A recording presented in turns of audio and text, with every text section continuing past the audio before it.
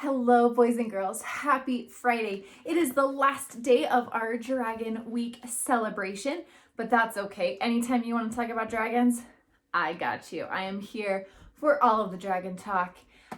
Today I have a book to share with you, as well as a new friend to introduce you to. So the book I have for today is called The Mindful Dragon. This will be the last of our dragon books we read for a while, but I do have a few more, so I might bring those back around.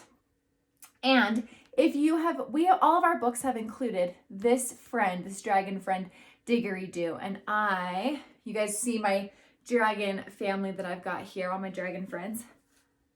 I got a new one, a red dragon, and I think we should call him Diggory Doo, right? So I've got my new red dragon to join our dragon family in celebration of our Dragon Week. So we'll have him hang out right here while we read The Mindful Dragon and learn about mindfulness from Drew and Diggory Doo. Hello, my name is Drew, and I'm so pleased to meet you. We've met Drew before, that's okay. Diggory Doo is my dragon, but don't worry, he won't eat you. I think we need to move Diggory Doo here so we can see him a little bit better. Okay.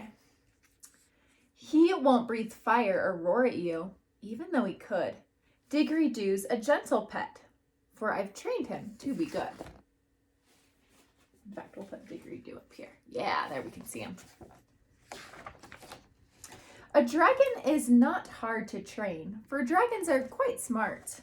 And underneath their dragon scales, there beats a tender heart. So not only must you train them to roll over, sit, and stay, but also to direct their thoughts, to live a mindful way. One time I saw poor Diggory Doo looking very sad. When I asked him what was wrong, he said, "I think my friends are mad." Do you remember yesterday when we went for a swim? What if they were jealous that I didn't swim with them? I told him not to worry about what happened yesterday. There's not a thing that you can do to change it anyway. And you can't help what others think about the things you do. You should not doubt your choices when you choose what's right for you. Then one day I saw that Diggory Doo was feeling sad again. Dragon tears ran down his face and dripped right off his chin. "Diggory Doo, what's wrong with you? Why do you feel sorrow?" He bowed his head and then he said, "I have a test tomorrow." My poor dragon was so scared he had a tummy ache. I just shook my head and said, "Oh, for goodness sake. If you want tomorrow to turn out A-okay, you can't make it happen by worrying today." Then I sat my dragon down so we could talk a little while. I told him, "Wipe your tears and replace them with a smile. Just leave the past behind you with its blunders and regret, and don't fret about the future, for it has not happened yet. Love your past for memories and lessons that you've learned, and there's no harm in planning where your future is concerned."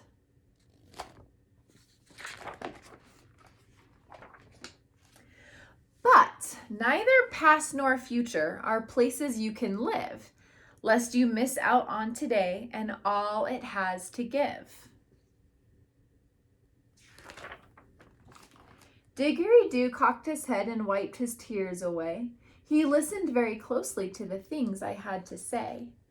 I told him it's called mindfulness, when you can clearly see that where you are in this moment is where you're meant to be.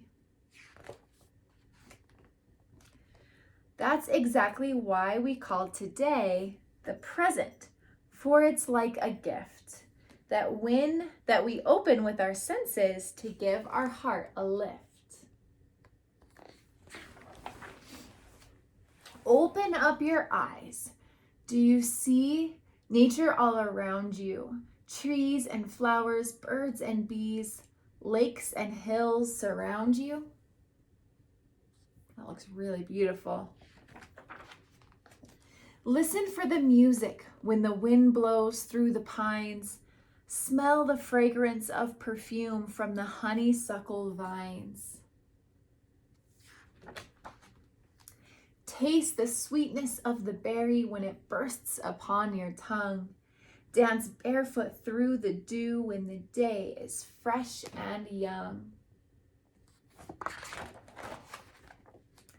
Love the life you're blessed with as you embrace today. Your fears and your anxiety will surely melt away. Let go of the things you cannot change and change the things you can. When you practice mindfulness, you have a lifetime plan.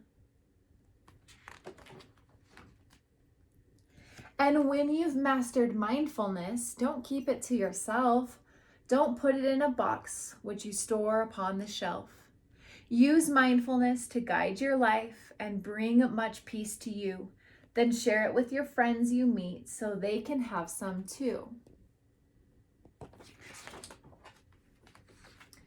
So mindfulness, we've talked about mindfulness a lot this year in all of our Mind Up lessons that we have done. But remember that mindfulness is staying present in the moment. So staying focused on the moment without judgment about what's happening. So just noticing what's going on around you, paying attention on purpose to the things around you and into the present moment.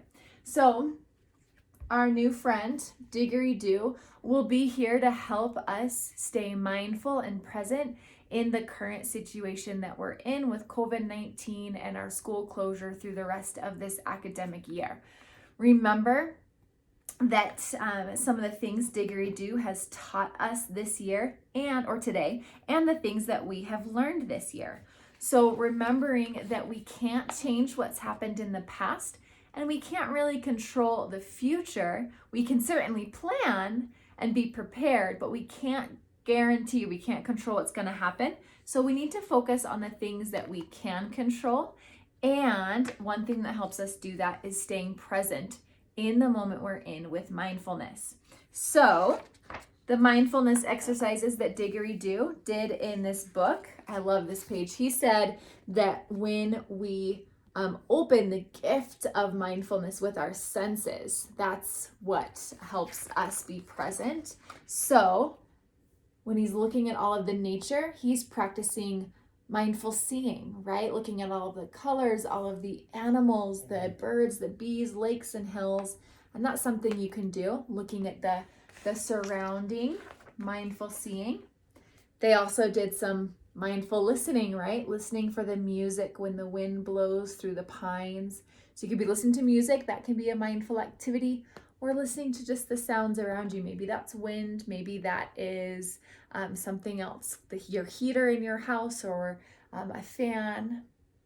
Smell the fragrance of perfume from the honeysuckle vines. That's mindful smelling. We did that, right? This year. And not all of us got to do this mindful tasting activity before the school closed, but mindful tasting you could be doing right now as well. And mindful movement, dancing. So Diggory Doo has done some of the very same mindful practices that we did this year. And you can still do those at home, right? You can do your mindful listening, mindful seeing, mindful tasting, mindful smelling, and your mindful movement all at home. I am looking forward to the rest of our grade level meetings that we'll be having today and on Monday. I can't wait to see you all and have a really amazing weekend. Bye.